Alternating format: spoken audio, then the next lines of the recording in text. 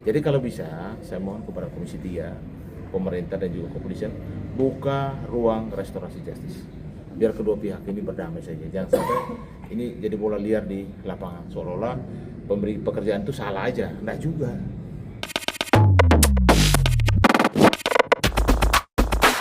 Dari jadi Kuasa lawyer Erin. Mungkin Bang Ahad sendiri selaku dalam satu tim gimana Bang? Kalau saya secara resmi saya belum dapat update karena saya sibuk sekali. Harusnya hari ini udah kembali saya, tadi belum dapat. Tapi begini, di dalam hal kita menandatangani suatu surat kuasa, di situ kan ada perjanjian-perjanjian yang disepakati ya. Tentunya saling percaya dalam menangani perkara ini kan itu salah satu poin yang sangat penting. Karena namanya perkara pidana, prosesnya kan tidak gampang. Apalagi perkara saling lapor. Memang butuh komunikasi yang baik, tentunya juga butuh informasi-informasi yang juga baik dan jujur, sehingga dalam penanganan perkara ini semuanya berjalan dengan baik. Tapi ingat bahwa dalam penanganan perkara, klien itu sewaktu-waktu bisa saja, misalnya mungkin dia kecewa atau dia mungkin ada hal yang mungkin dalam komunikasi kurang sepakat dari awal. Nah mungkin di situ bisa melakukan pencabutan kuasa. Selama dalam pencabutan kuasa, tentunya kan hak-hak dari para lawyer harus juga diselesaikan. Karena kan ketika tentang kuasa, hari itu juga kan segala sesuatu, misalnya penanganan perkara itu kan sudah berjalan.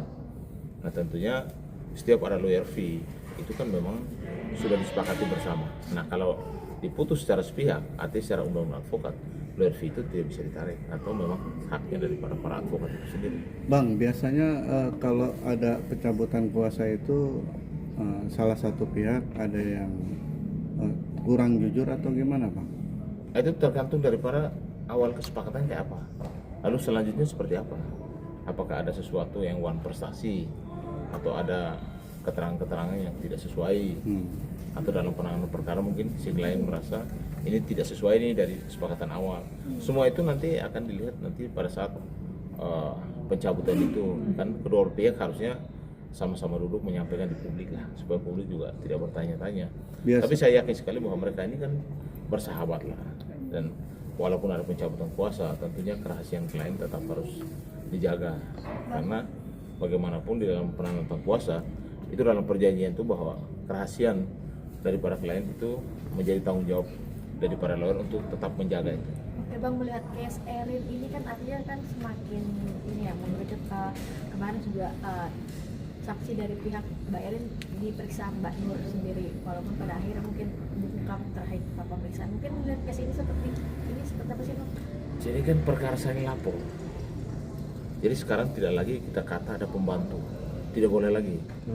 Jongos nggak boleh lagi. Sekarang kan sudah ada undang-undangnya. ART. Bulan April kemarin sudah disahkan, pemerintah dan DPR mensahkan perlindungan pekerja rumah tangga. Jadi tidak ada lagi yang namanya pembantu, nggak ada lagi. Itu stigma buruk yang sudah dihapus. Saya berterima kasih kepada DPR dan pemerintah bahwa pekerja rumah tangga ini selama ini memang banyak sekali masalah. Sehingga dengan lahirnya undang-undang ini, saya selalu menghimbau kepada masyarakat untuk pengguna pekerja rumah tangga untuk membaca undang-undang yang ada. Karena di situ ada kontraknya harus ada gaji pokok, ada tunjangannya, ada hari libur. Jadi pekerja pembantu rumah tangga itu sudah sejajar dengan pekerja yang ada di mall, pekerja ada di hotel, ada hak dan kewajibannya. Jadi tidak lagi kayak dulu bekerja 12 jam, 24 jam, udah nggak ada lagi. Ada jam istirahat, jam misalnya dia cuti, libur, itu sudah diatur karena undang-undangnya sangat tegas. Nah kalau ada yang misalnya uang prestasi, ada yang misalnya uang prestasi, dia akan mendapatkan konsekuensi hukum. Bang, berarti kalau misalnya ini kan udah undang-undangnya, mereka punya hak yang sama di mata hukum ya Bang ya, sejajar tenaga kerja. Berarti ketika bosnya lah, bukan majikan, bosnya ini melanggar, dia punya hak juga untuk melaporkan dengan yang sama ya Bang? Ya, jadi kan ini ada pemberi kerja dan penerima kerja. Jadi PRT namanya penerima kerja. Kalau pemberi kerja itu kan itu otomatis kan seperti Bu Erin kan. Nah kalau dalam persoalan ini, karena dua-duanya saling melapor, ini kita kembali lagi siapa yang nanti bersalah dalam persoalan ini.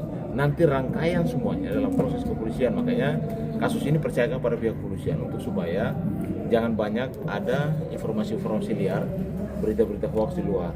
Bahwa sama, saya kemarin kan lihat bahwa sudah ada RDP ya dari pihaknya PRD, pekerja rumah tangga. Dan tentunya juga saya minta kepada Komisi 3 supaya Bu Erin juga harus diberikan kesempatan untuk dia juga harus memberikan keterangan di rapat dengan pendapat dengan DPR, karena semua sama di mata hukum. Apalagi dua-duanya tuh bukan hanya satu pelaku satu korban, dua-duanya juga jadi korban. Nah, berarti kan Komisi 3 harus juga fair memberikan kesempatan kepada si pemberi kerja Bu Erin untuk juga di RDP, dengar keterangannya di dalam proses RDP. Itu kan banyak juga ya akan disampaikan. Tentunya Komisi 3 akan merekomendasikan itu ke pihak kepolisian untuk supaya kasusnya seperti apa. Tapi saran saya sebagai Dewan Etik Perlindungan Perempuan, saya hanya minta, ini kan mereka saling kenal dan saling kerja walaupun tidak lama. Kalau bisa Komisi 3 kepolisian lakukan restorasi justice, damaikanlah kedua pihak ini supaya mereka bisa menjadi bagian daripada teman atau sahabat. Karena dalam pidana itu kalah jadi aku, menang jadi arang. Siapa yang nanti akan jadi tersangka, dia akan harus menerima konsekuensi hukumnya. Jadi lebih baik sebagai Dewan Etik Perlindungan Perempuan, dan dua-duanya perempuan.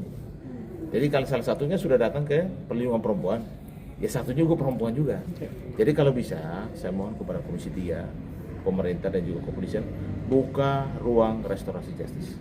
Biar kedua pihak ini berdamai saja. Jangan sampai ini jadi bola liar di lapangan, seolah-olah pemberi pekerjaan itu salah aja. Enggak juga. Karena kan mengakses juga, di sini ada undang-undang untuk illegal access. Mengakses sesuatu harus izin daripada pemberi kerja. Jadi di sini kan harus pembuktiannya kan seperti apa? Karena ini ngomongnya begini, satunya ngomong begini. Salah satu cara adalah lewat jalur proses hukum dan pembuktiannya. Tapi kasus ini masih dalam tahap proses penyelidikan, belum masuk tahap penyidikan.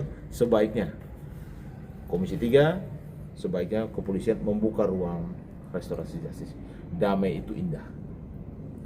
Bang, tapi dari Bang Sunan sendiri sempat curhat nggak sih Bang ke Abang perihal pengunduran dirinya Belum ada. Saya aja belum sempat komunikasi.